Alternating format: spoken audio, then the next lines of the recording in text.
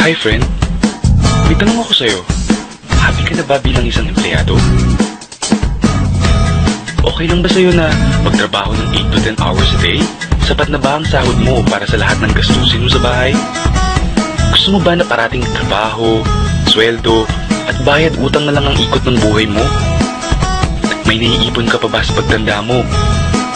Friend, may tanong ulit ako sa'yo. Gusto mo bang mag-business? Gusto mo bang magkaroon ng extra income? Gusto mo ba na kahit natutulog ka o nagbabakasyon ka ay may pumapasok na income para sa'yo?